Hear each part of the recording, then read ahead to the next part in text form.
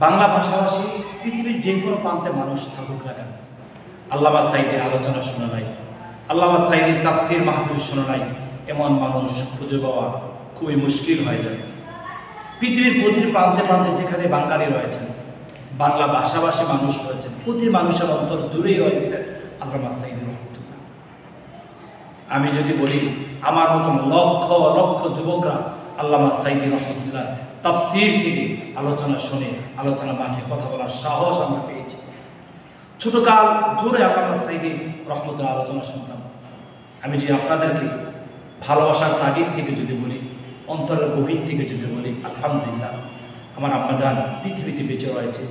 আমার মা ছোট্ট যে ফোন ইউজ করে, আমি গ্রামের বাড়ি থেকে প্রায় সময় মায়ের মোবাইলের মধ্যে আল্লামা সাঈদী সাহেব রহমতুল্লাহ ভিডিও কারেকশন করে দিই। মাকে প্রায় সময় বলি, মা যদি হাতে সময় থাকে আল্লামা সাঈদী সাহেব রহমতুল্লাহ আলোচনা আপনি শুনবেন। আল্লামা সাঈদী সাহেব সকল মানুষের কাছে প্রিয় মানুষ ছিলেন।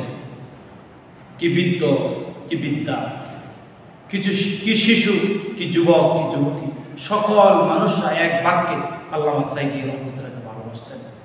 জালিম, অত্যাচারী, শোষিত, স্বৈরাচারী, রক্তশোষা সরকার আল্লামা সাঈদীকে একদিন নয়, 2 দিন নয়, 1 বছর নয়, 2 বছর নয়, একাধারা প্রায় 10টি বছর উপরও তাকে কারাগারের মধ্যে রেখেছেন।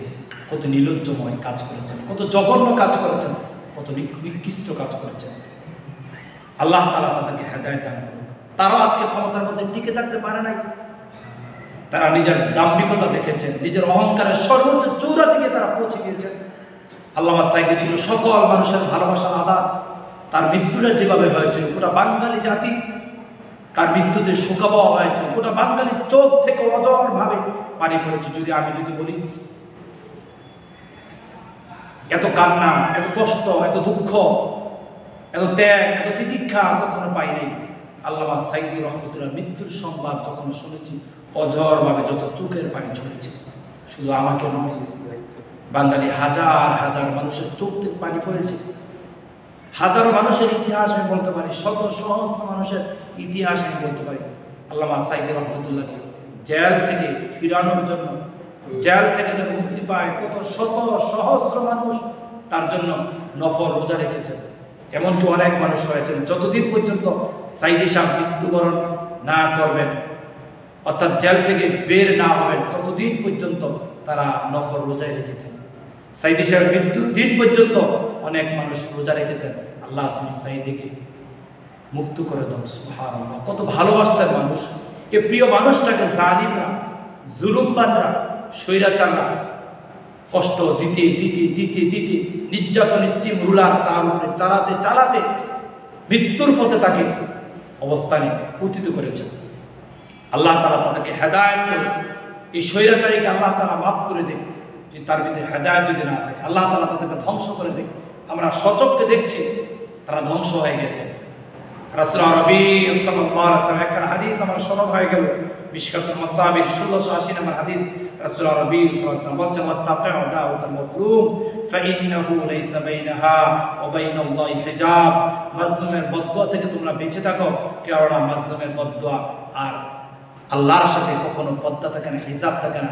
মাজলুম বদদুয়া করে আর আল্লাহর সাথে সরাসরি এই দোয়া কবুল হয়ে যায়, গ্রহণীয় হয়ে যায়। সুবহানাল্লাহ, সুবহানাল্লাহ। আল্লামা সাঈদী সাহেব রহমতুল্লাহ একটি কথা বারংবার মানুষের অন্তরে শিহরিত হয়, অন্তরে জাগ্রত হয়। এমন একদিন আসবে যেদিন তোমরা পালানোর জন্য ইন্দুরের গর্ত তোমরা খুঁজে পাবে না। আজকে দেখছি, এই মুহূর্তে দেখছি, যারা স্বৈরাচারী ছিলেন, জালিম ছিলেন, অত্যাচারিত ছিলেন, মানুষের উপরে নির্যাতন স্টিম রুলার যারা চালিয়ে দিয়েছেন, আজকে তারা ইন্দুরের গর্ত খুঁজে পায় না। পৃথিবীর কোনো রাস্তায় তাদেরকে আজকে স্থান দেয় না। নিকটবর্তী বাড়িতে তারা যে আশ্রয় খুঁজে পায় না, তার পরিবারের মধ্যে তারা আশ্রয় খুঁজে পায় না, তার দলের নেতা কিংবা নেত্রীর সামনে তারা আজকে আশ্রয় খুঁজে পায় না। ওই জুলুমবাজার মসনদে আল্লাহ তাআলা আগুন ধরিয়ে দিয়েছে। তাহলে মাজলুমদের পক্ষে আমরা থাকতে হবে। আমরা অত্যাচারিত হওয়া যাবে না, স্বৈরাচার করা যাবে না, জুলুমবাজ হওয়া যাবে না। তাহলে এই জাতিকে আল্লাহ তাআলা ধ্বংস করে দেবেন। যে দলকে আল্লাহ তাআলা এভাবে ধ্বংস করে দেন, আমরা নিজের চোখে দেখেছি, যারা থম্ব করে অহংকার করে চলত, তাদেরকে আল্লাহ তাআলা ধ্বংস করে দিয়েছেন, মাজলুমের বদদোয়া লেগেছে। আমরা আল্লামা সাঈদীর প্রথম মৃত্যুবার্ষিকী উপলক্ষ করে তার জন্য দোয়া করি, আল্লাহ তাআলা তাকে জান্নাতুল ফিরদাউস উচ্চ মেহমান বানিয়ে দিন। আল্লাহুম্মা আমিন।